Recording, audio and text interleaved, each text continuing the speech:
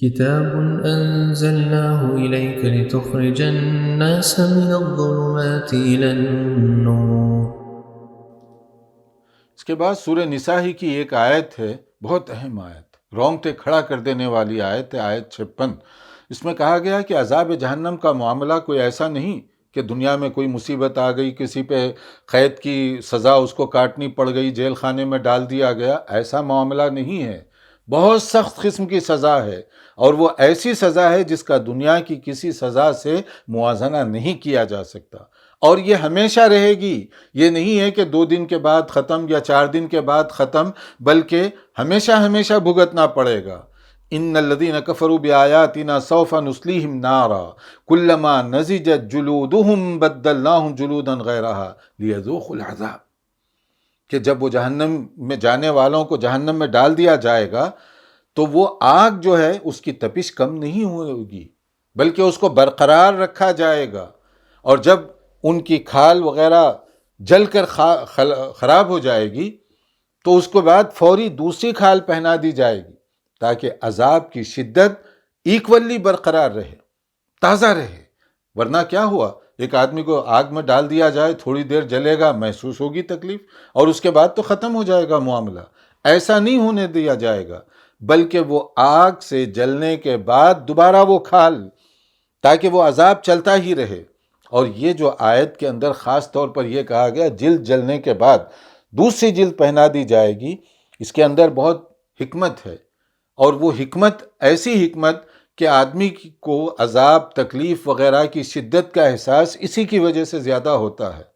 اگر یہ جل جائے، ختم ہو جائے، تو پھر شدت وغیرہ ختم ہو جائے گی۔ اس کو دیکھ کر دنیا کے اندر کتنے ایسے ماہرین ہیں جو سائنس کے میدان میں، خاص طور پر میڈیکل سائنس وغیرہ میں ماہر ہیں، وہ اسلام قبول کرنے کا ذریعہ بن گئی یہ ایک آیت ان کے لیے۔ اس آیت کو سمجھ کر انہوں نے کہ قرآن کریم میں اگر اس طرح کی بات کہی گئی تو یہ اللہ جو عالم الغیب ہے اسی کی طرف سے یہ بات کہی جا سکتی ہے، یعنی ان کی ہدایت کا ذریعہ بن گئی یہ بات۔ اور ایک اور آیت ہے اس کے بعد جو سورہ نساء کی تلاوت کی گئی، تو اس میں 58 آیت، اس سے ایک تاریخی پس منظر آپ ذہن میں رکھیے۔ ان اللہ یأمرکم ان تؤدوا الامانات الی اہلھا واذا حکمتم بین الناس ان تحکموا بالعدل۔ اس کا بنیادی مقصد تو یہ ہے کہ اللہ تعالیٰ کا یہ حکم ہے کہ امانت، اس میں کوئی خیانت نہ ہونے پائے، اور اسی طرح سے لوگوں کے درمیان کوئی فیصلہ کرنے کی ضرورت پیش آئے، عدل، انصاف یہ دیکھنا چاہیے، برادری، خاندان، طرفداری یہ نہیں، بلکہ عدل و انصاف کے ساتھ فیصلہ ہونا چاہیے۔ اس کا ایک پس منظر یہ ہے کہ رسول اکرم صلی اللہ علیہ وسلم جب فتح مکہ کے موقع پر آپ تشریف لائے، مکہ فتح ہو گیا، آپ کعبۃ اللہ کے اندر تشریف لے گئے، پھر اس کے بعد میں جب آپ واپس آ رہے تھے تو اس وقت کعبۃ اللہ کی چابیاں ایک مشہور قبیلہ تھا، ان کے پاس رہا کرتی تھیں، بنو شیبہ، کیونکہ انہوں نے، یعنی مکے کے مشرکین قریش کے لوگ، اس کے مختلف شعبے بنائے ہوئے تھے، اور وہ مختلف لوگ ہر ایک اس شعبے کا اپنا ذمہ دار تھا، یعنی ہر برادری ایک ایک شعبہ سنبھالی ہوئی تھی، کوئی حج کا انتظام کرتا، کوئی کھانے کا بندوبست کرتا، کوئی پانی کا انتظام کرتا، کوئی کعبۃ اللہ اور اس کے اطراف دیکھ بھال وغیرہ کا انتظام کیا کرتے۔ اس طرح کے شعبے وہ تقسیم کیے ہوئے تھے۔ تو جب نبی کریم صلی اللہ علیہ وسلم کعبۃ اللہ میں داخل ہوئے، اس کے بعد باہر تشریف لے آئے، تو اب آپ کے ہاتھ میں چابی تھی، اور اتفاق کی بات ہے کہ اس وقت جو کلید بردار تھے انہیں تو یہ ڈاؤٹ تھا کہ اب اس کے بعد چابی تو ہمارے خاندان سے چلی گئی، اور صحابہ کرام جو ہیں وہ چاہتے تھے کہ چابی ان کے ہاتھ میں دے دی جائے، کیونکہ بہت بڑا اعزاز ہے کہ کعبۃ اللہ کی چابی، کلید بردار کعبہ، بہت بڑا اعزاز ہے، لہٰذا وہ یہ چاہتے تھے کہ کسی طرح وہ چابی انہیں دی جائے۔ مگر ہمارے نبی صلی اللہ علیہ وسلم نے کیسا اصول قائم کیا کہ آج کا دن وفاداری کا دن ہے، انصاف کا دن ہے، عدل کا دن ہے۔ طاقت آپ کے پاس تھی، مجاہد صحابہ آپ کے اطراف میں تھے، مشرکین نے آپ کے ساتھ جو کچھ سلوک کیا وہ بھی سب کے سامنے تھا، آپ جو چاہے فیصلہ فرما سکتے تھے، مگر رحمت للعالمین صلی اللہ علیہ وسلم نے کیا فرمایا؟ تو آپ نے انہی کا نام لے کر کہا، عثمان بن طلحہ۔ کہاں ہے وہ وہ تو ایک طرح سے مایوس تھے کہ مجھے کہاں ملے گی چابی، لیکن آپ نے کہا کہ آج کا دن وفاداری کا دن ہے، اور پھر اس کے دینے کے ساتھ ہی آپ نے کہا کہ ایسی بات جس کا مفہوم یہ ہے کہ وہی چھینے گا جو بدبخت ہوگا آپ سے یہ چابی۔ اب یہ آپ کے جملے ایسے ان کے لیے پروٹیکشن کا ذریعہ بن گئے کہ اس وقت سے لے کر آج تک جب ہم یہ پڑھ رہے ہیں، آج تک کعبۃ اللہ کے دروازے کی چابی اسی خاندان میں چلی آ رہی۔ بادشاہ وقت کو بھی جانا ہو تو اسی خاندان کا آدمی آ کر وہ چابی سے کعبۃ اللہ کا دروازہ کھولے گا، پھر وہ داخل ہوگا۔ یہ دیکھیے قرآن کریم کا اعجاز، رسول اکرم صلی اللہ علیہ وسلم نے جو حکم دیا اور اس پر صحابہ کیسے عمل کرتے رہے۔ پھر اس کے بعد آیت 59 میں ایک حکم دیا جا رہا ہے اطاعت، اس کا پیمانہ کیا ہے، کس کی اوبیڈینس کیسے کی جائے گی۔ تو پہلے اصول سمجھ لیجئے، اللہ اور اس کے رسول کی اطاعت بغیر کسی شرط اور ہیلے حوالے کے۔ یا ایھا الذین آمنوا اطیعوا اللہ واطیعوا الرسول واولی الامر منکم، اللہ کی اطاعت کرو بغیر کسی کنڈیشن کے، اللہ کے رسول صلی اللہ علیہ وسلم کی اطاعت کرو بغیر کسی کنڈیشن کے، وَأُولُو الْأَمْرِ جو تمہارے ذمہ دار ہیں، یعنی جن کی اپنی اتھارٹی ہے، تو ان کی بھی اطاعت کرنے کا حکم دیا گیا تاکہ نظم و ضبط، ڈسپلین یہ برقرار رہے، لیکن ان کی اطاعت مشروط ہوگی۔ اگر وہ اللہ اور اس کے رسول کے احکام کے مطابق حکم دیں گے تو اس پر عمل کرنا ضروری ہوگا، لیکن اگر کوئی ایسا حکم دیں جو قرآن و سنت کے خلاف ہو تو ایک اصول وہاں پر ہے، لا طاعت لمخلوق فی معصیت الخالق، کہ اللہ کی نافرمانی کر کے بندے کی فرما برداری نہیں کی جا سکتی۔ اگر کوئی ایسا مثلا کوئی کہتا ہے نماز نہ پڑھو، یا کوئی کہتا ہے شرک کرو مثال کے طور پر، وہ نہیں مانی جائے گی۔ تو اللہ اور اس کے رسول کی اطاعت بغیر کسی شرط کے، اور جو ذمہ داران ہیں ان کی بھی بات مانی جائے گی مگر مشروط انداز سے، یہ اصول ہے۔ اور پھر رسول اکرم صلی اللہ علیہ وسلم کی اطاعت کے لیے یہ نہیں ہے کہ اختیار دیا جا رہا ہے، آپشنل چیز نہیں، فلا وربک لا یؤمنون حتی یحکموک فیما شجر بینہم، اس وقت تک کوئی شخص مسلمان نہیں ہو سکتا جب تک کہ رسول اکرم صلی اللہ علیہ وسلم کو اپنے اختلافات میں فیصل اور حکم تسلیم نہ کر لے۔ آپ کا جو فیصلہ ہوگا بلا چون و چرا اس کو تسلیم کرنا ہوگا۔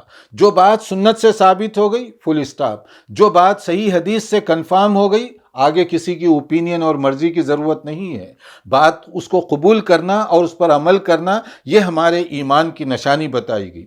اتنا ہی نہیں، آیت 80 سورہ نساء کی، اس میں تو ایک اور بات بھی کہی گئی، من یطع الرسول فقد اطاع اللہ، رسول اللہ صلی اللہ علیہ وسلم کی اطاعت ایسی ہے جیسے کہ ہم اللہ کی اطاعت کر رہے ہیں۔ کیوں؟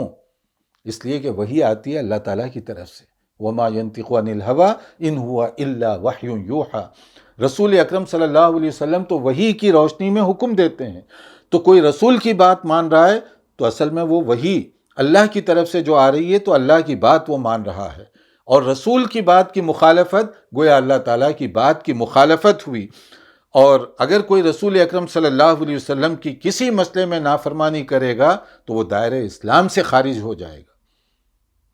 اور پھر ایک بات شفاعت کے بارے میں، ریکمنڈیشن، سفارش وغیرہ کے سلسلے میں ایک بہت اہم بات بتائی گئی، کیونکہ ہمارے کلچر میں بھی سفارش کرنا، ریکمنڈیشن وغیرہ کرنے کا ایک عام کلچر پایا جاتا ہے، لیکن شریعت میں اس کا ایک اصول بتایا گیا، من یشفع شفاعتا حسنتا یکن لہ نصیب منہا، کہ اگر کوئی آدمی اچھے اور بھلے کام کے لیے کسی کی سفارش کر رہا ہے حقدار کو دلانے کے لیے، تو پھر وہ شفاعت، وہ سفارش، وہ ریکمنڈیشن باعث اجر و ثواب بن جائے گی۔ اور اگر کوئی کسی کا حق مارنے کے لیے یا کسی کو ناحق کوئی بات دلانے کے لیے، کوئی کام اس کے سپرد کرنے کے لیے شفاعت کرتا ہے تو یہ شفاعت اس کے لیے باعث وزر بن جائے گی۔ وَمَن يَشْفَعْ شَفَاعَةً سَيِّئَةً يَكُن لَهُ كِفْلٌ مِّنْهَا، اس کا نقصان اس کو بھگتنا پڑے گا۔ جیسے آپ ٹیچر بھرتی کروا دیے ایک ایسے آدمی کو جو کوالیفائڈ نہیں تھا، یہ اس کے ساتھ ہمدردی نہیں ہے، بلکہ یہ آپ قوم اور ملت کا سودا کر رہے ہیں ایک آدمی کے لیے۔ اس کے پاس جتنے بچے پڑھیں گے، چاہے 10 سال 20 سال مدت ملازمت کے دوران، جو آدمی خود کوالیفائڈ نہیں ہے وہ کیسے ٹیچ کرے گا؟ نتیجے میں جو نقصان ہوگا وہ آدمی بنا اور آپ کی غلط سفارش بنی. تو شریعت کا یہ حکم ہے کہ سفارش پازیٹیو اور مثبت مقصد کے لیے، جائز مقصد کے لیے، کسی پر ظلم، کسی پر زیادتی، کسی کا ناحق کوئی حق دبانا کرنا، ان چیزوں کے لیے اگر کرے گا تو وہ آدمی بھی گناہ گار ہوگا. پھر اس کے بعد آداب سلام، میل ملاپ کے آداب کچھ بتائے جا رہے ہیں. دیکھیے شریعت کے اندر آیت 86 کے اندر ایک بات کہی گئی، وَإِذَا حُيِّيتُم بِتَحِيَّةٍ فَحَيُّوا بِأَحْسَنَ مِنْهَا أَوْ رُدُّوهَا. آپس میں ملاقات ہو، پہلے کیا کرنا چاہیے؟ سلام.